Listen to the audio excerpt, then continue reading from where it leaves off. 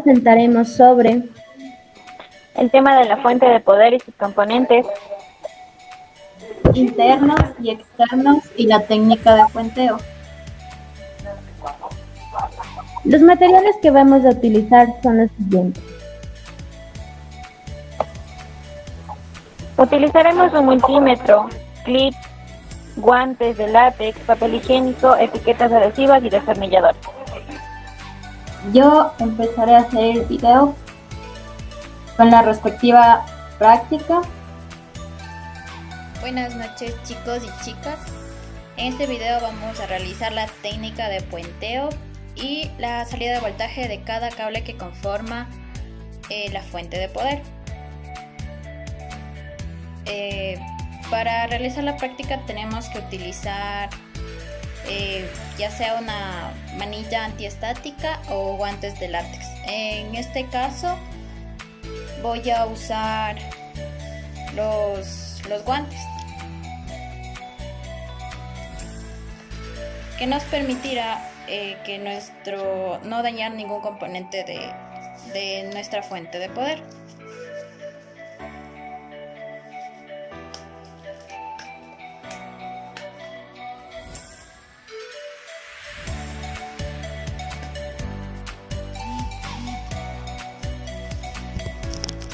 Ya, como primer punto vamos a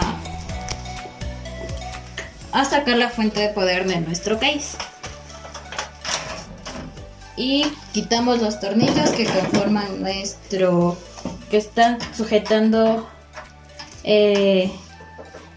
las láminas del case y con ayuda de un destornillador de estrecha.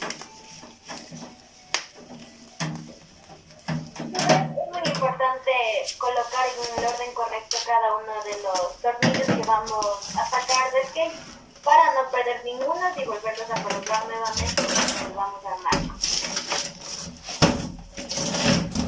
También es recomendable ir colocando, como mencionamos, en el orden que vayamos sacando para también evitar al momento de volver a cerrar el case ningún tipo de error.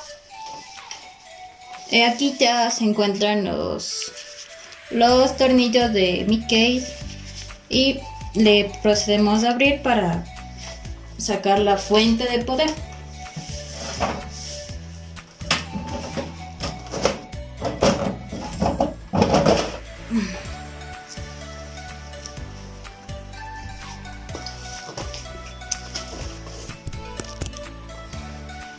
En este caso podemos observar los componentes del case.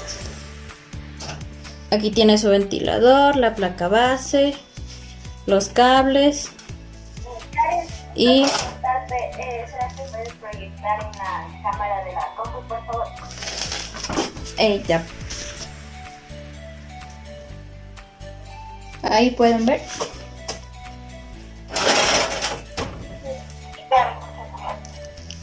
Ya. Lo que vamos a sacar ahorita son la fuente de poder de la siguiente manera. Es muy importante ser cuidadosos al momento de sacar la fuente de poder, ya que podemos dañar otros elementos internos del case.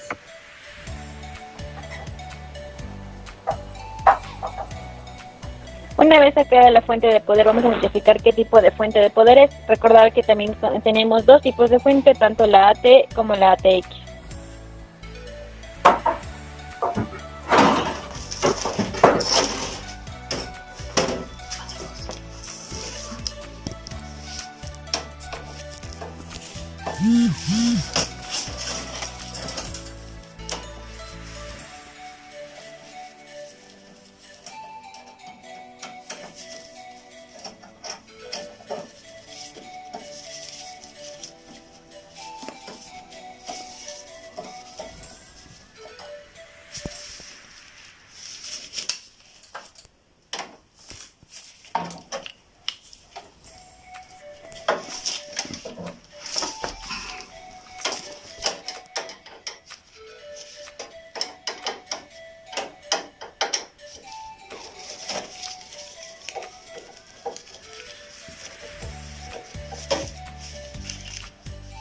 Ya después de sacar los tornillos de la fuente de poder, les acomodamos en un lugar seguro para que no se nos pierda.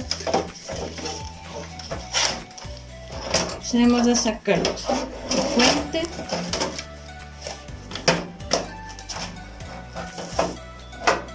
Y asimismo a desconectar los cables que están conectados.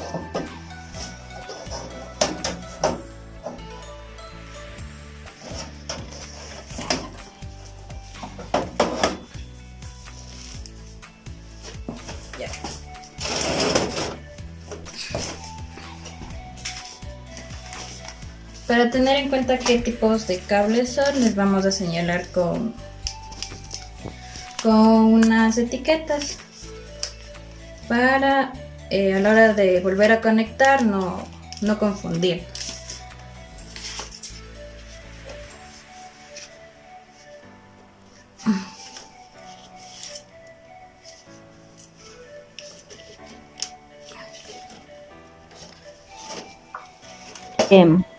Sigue colocando cada uno de los elementos. Quiero darles un pequeño preámbulo de lo que es una fuente de poder AT. La fuente de poder AT es en español traducido es una tecnología avanzada, también conocida como fuente analógica, fuente de encendido mecánico, entre otros. Algunas de las características primordiales son las siguientes. Tiene un encendido mecánico, ya que posee un interruptor. Este interruptor puede ser cambiado en diferentes posiciones para su estado, que va a ser inicial o también al momento de apagarlo. Algunas fuentes de poder cuentan con un conector de 3 terminales para alimentar el monitor CRT desde la misma fuente. La fuente AT es segura, ya que al encenderse se interrumpe la electricidad dentro de los circuitos. Y este tipo de fuente se integran desde equipos tan antiguos como microprocesadores Intel 8026 hasta equipos procesadores Intel Premium MMX. Ya, yo les hablaré acerca de la fuente ATX. La fuente ATX, como sus siglas le indican, es Advanced Technology Extend, o tecnología avanzada extendida, la cual es una segunda generación de las fuentes de alimentación, introducidas al mercado para computadoras con microprocesadores Intel Pentium MX, y a partir de ese momento se extiende su uso. Las principales características que tenemos de la fuente ATX es encendido digital, es decir, tiene un pulsador en su lugar de interruptor mecánico como sus antecesores. Algunos modelos integran un interruptor mecánico trasero para evitar consumo innecesario de energía eléctrica, evitando el estado de reposo stand-by, durante la cual consume cantidades mínimas de electricidad. Otra característica de la ATX es este tipo de fuentes se integran desde los equipos con microprocesador Intel Pentium MX hasta los equipos con los más modernos microprocesadores. El apagado de este tipo de fuentes puede ser manipulado con software.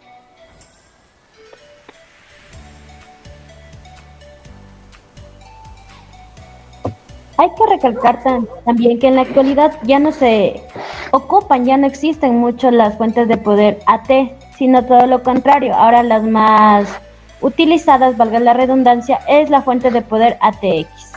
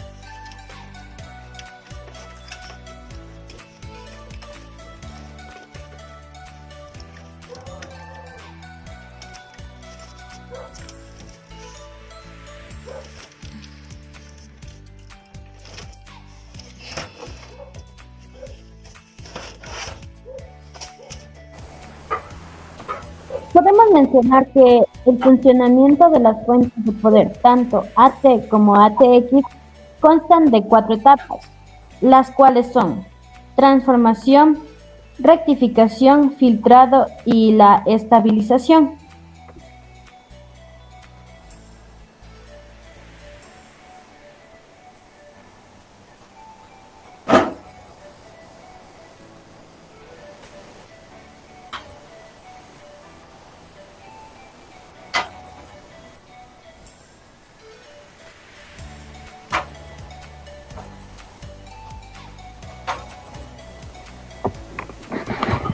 Las partes de una fuente AT son las siguientes.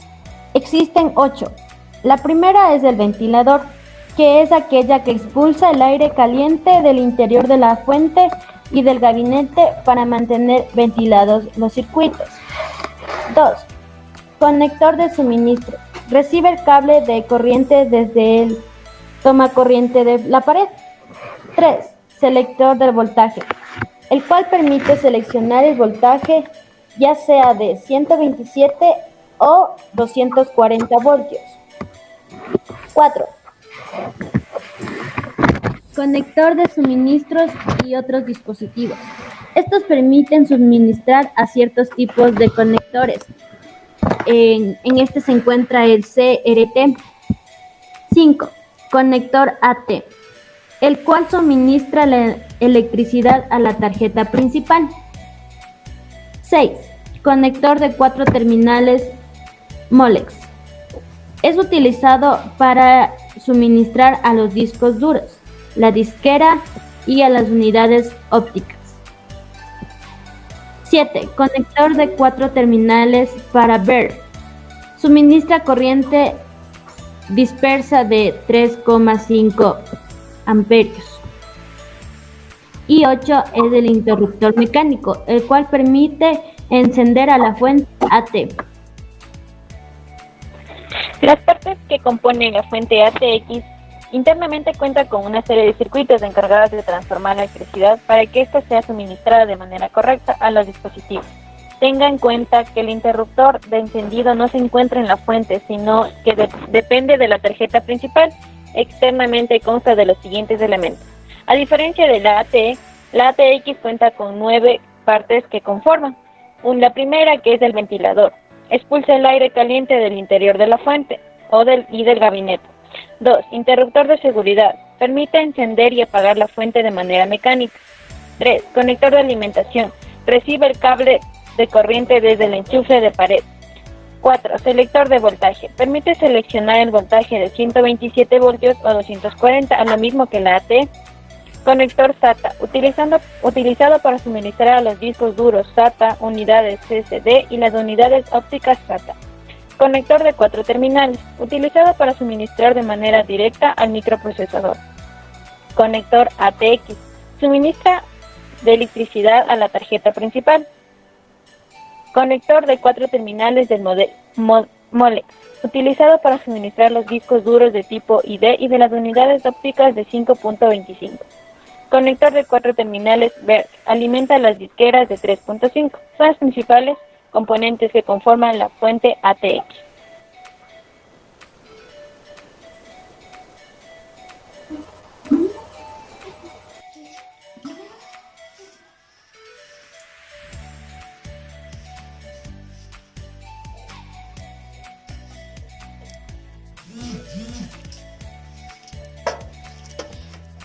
Ya listo, ya he sacado los cables, he desconectado los cables.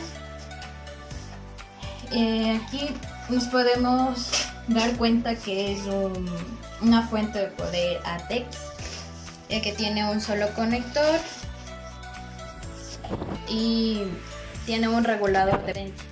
También tiene su ventilador y como siguiente paso vamos a hacer el puenteo. En este caso debemos hacerlo en el cable de 20 o 24 pines que suele venir, que vamos a utilizar un clip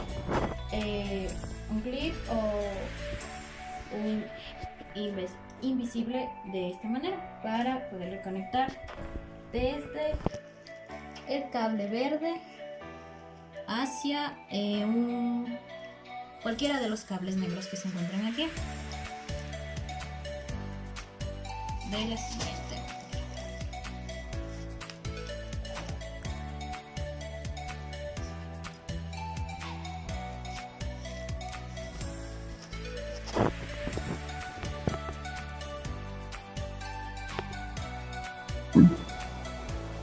manera. Bueno, el clip debemos ser muy cuidadosos porque no queremos dañar ningún circuito que se encuentre internamente en cada uno de los cables.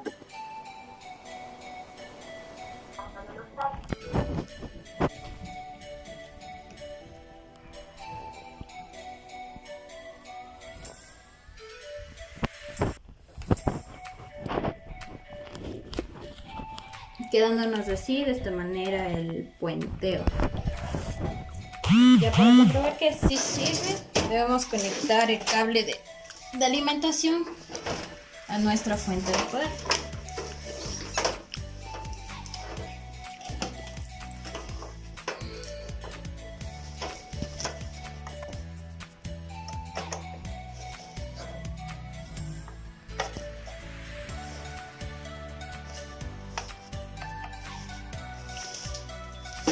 Que haya corriente.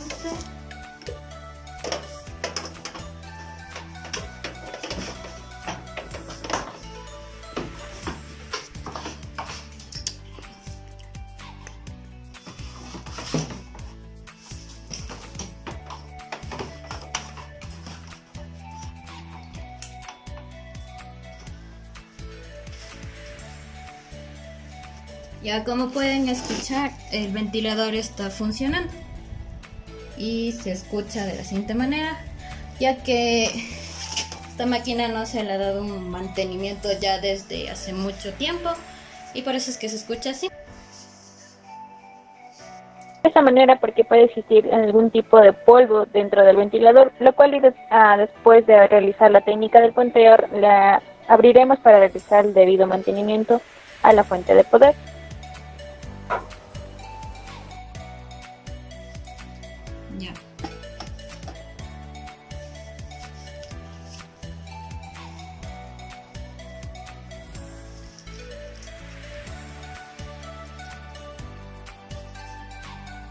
Ya. Después de esto vamos a comprobar lo que es los voltajes que nos proporcionan cada tipo de cable con la ayuda del multímetro.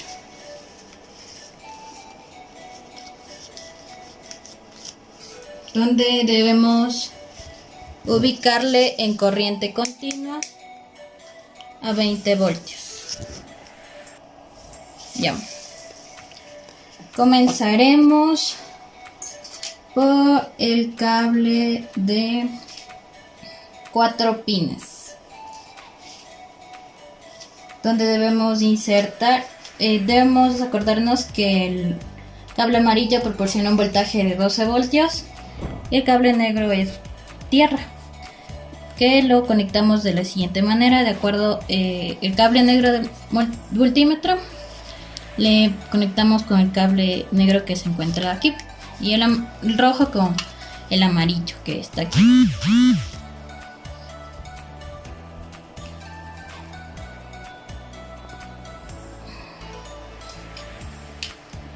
Eso.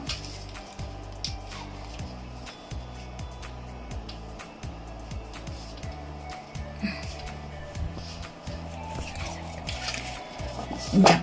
Para comprobar que sí nos proporciona esa cantidad de voltaje, vamos a indicarle en el multímetro. Ya. Conectamos aquí y el cable rojo acá.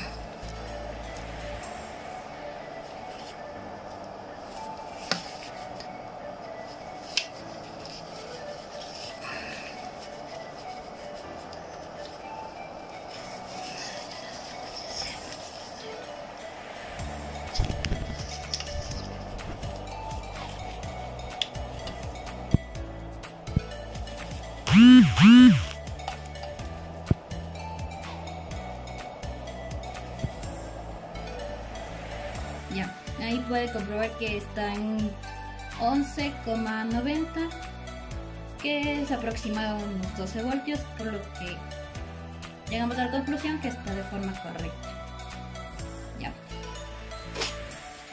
Tomamos otro cable para comprobar, en este caso otro cable que es de 4 pines de igual manera.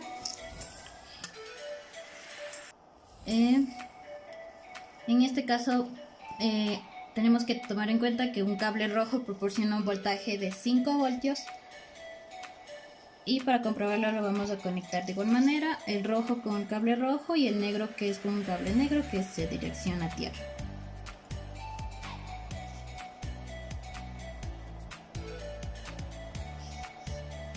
Ya, en el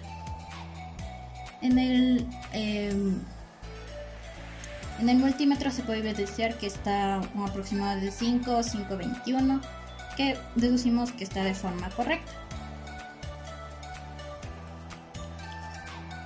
Aquí en este tipo de cable también nos encontramos con cables amarillos. Para comprobar que también nos funcione y que nos dé la cantidad de 12 voltios, lo conectamos al el cable positivo del multímetro, el cable amarillo, y podemos ver que también nos da una cantidad de 12 voltios. Ya. Vamos a hacer la prueba con otro tipo de cable. En este caso es uno igual de 4 pines. En este caso es el de... Aquí también tenemos lo que es cables rojos y cables amarillos. Como ya lo habíamos dicho anteriormente, el cable rojo nos proporciona un voltaje de 5 voltios. Y lo vamos a comprobar.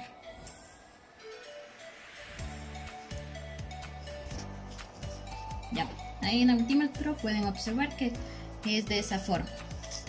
Ya, aquí también tenemos cable amarillo y vamos a comprobar que nos dé la cantidad de 12 voltios.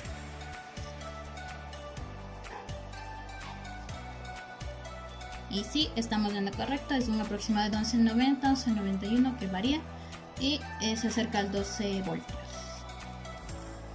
Ya, vamos a seguir con otro cable, que en este caso este no le podemos insertar en los pines, ya que no nos posee el suficiente espacio para hacerlo. Entonces lo vamos a hacer de la parte trasera. Aquí vamos a comprobar el cable rojo.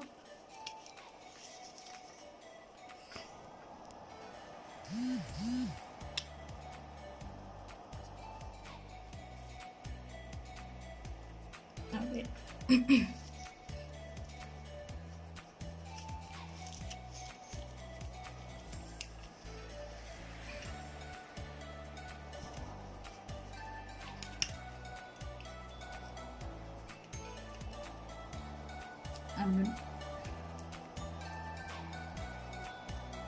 Como no nos proporciona un espacio adecuado en la parte de atrás, también es dificultoso mantenerle en la posición correcta.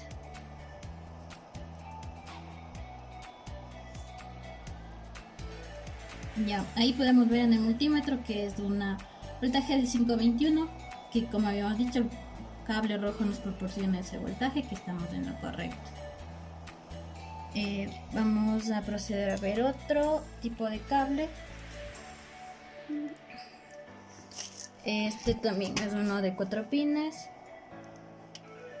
Y aquí también nos integran cables amarillos y rojos, y también las vamos a comprobar. Conectando el cable positivo del multímetro al cable amarillo y el negro en un cable negro igual. Y vemos que es una aproximada de 12 voltios. De igual manera aquí tenemos cables amarillos y rojos para comprobar que tiene un voltaje de 5. Ya, como pueden ver en el multímetro se puede diferenciar que sí tiene un voltaje de 5. Ya. Ahorita vamos a hacer prueba con el cable que se conecta directamente a la placa base. Aquí tenemos ya lo que es cables amarillos, rojos, negros y naranja. Para hacer un cambio de valores vamos a probar con cable naranja, que nos proporciona un voltaje de 3,3 voltios, y lo vamos a comprobar.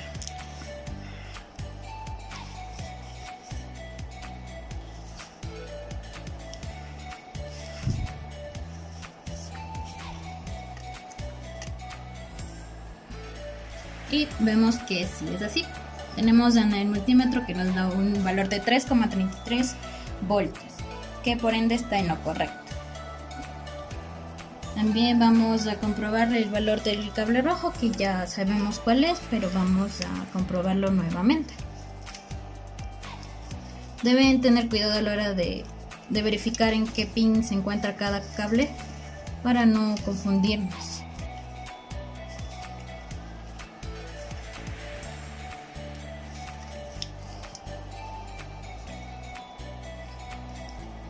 Podemos ver que también nos dan proporción de 5 voltios. También vamos a comprobar lo que es el cable amarillo. Como ya sabemos, nos da un voltaje de 12. Y ahí lo vemos, que es un voltaje de 12 que nos da el cable amarillo. Ya. Después de ya haber comprobado la funcionalidad y la salida de voltaje de cada tipo de cable, vamos a proceder a desarmar la fuente para ver sus componentes internos. Ya. Deben desconectar la fuente del cable de alimentación para que al momento de desarmar no se produzca ningún otro daño. Como hemos observado, los valores obtenidos no son los exactos, ya que la fuente no trabaja con una corriente continua exacta.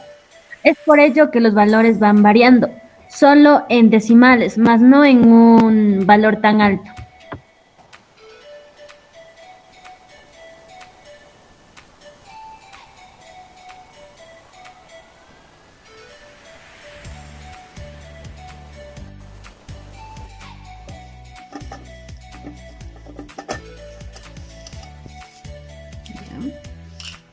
De igual manera, colocar los tornillos de manera ordenada para al momento de volver a armarle no tener ningún inconveniente.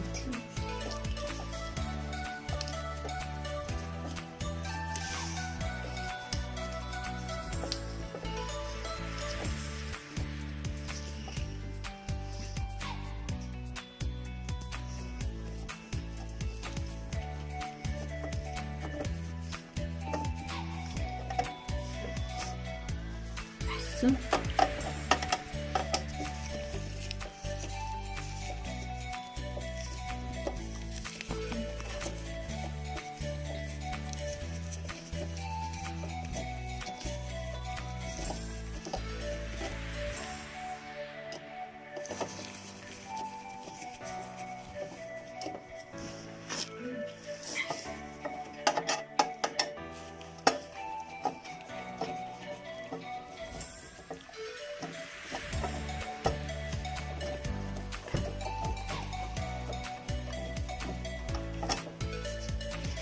Listo.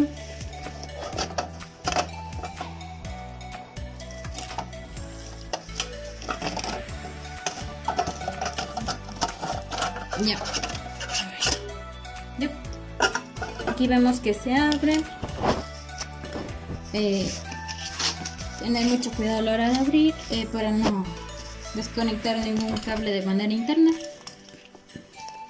Vemos que, por lo que anteriormente les había comentado, a esta máquina no se le había dado un mantenimiento desde hace mucho tiempo, por lo que se encuentra llena de polvo. Por ende, el ventilador también se encuentra muy defectuoso, se podría decir, por la acumulación de polvo. Como componentes internos de la fuente de poder tenemos lo que son los capacitores, bobinas, también tenemos un fusible, tenemos transistores y tenemos lo que es el ventilador. En el circuito integrado que conforma hay diodos, resistencias y que estos vienen ya soldados en la parte interna. Algunos daños que se suscitan cuando se daña la fuente de poder es que puede ser que se haya quemado el fusible, que lo vemos por aquí, que también se lo puede reemplazar, claro. También otro problema es sobre los capacitores, que no pueden estar cargados, pero podemos darle como prueba utilizando un foco de lámpara para ver si en verdad está cargado los capacitores. También puede ser un problema de la soldadura soldadura inferior, pero ya eso lo determinaremos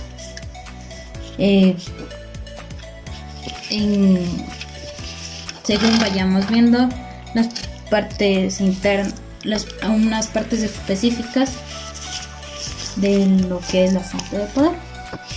Creo que hasta aquí ha sido todo del video. Espero que les haya gustado y que hayan podido conocer más sobre la fuente de poder y cómo medir sus voltajes en cada cable que lo conforman, y también haber aprendido la técnica de puenteo. Muchas gracias y adiós.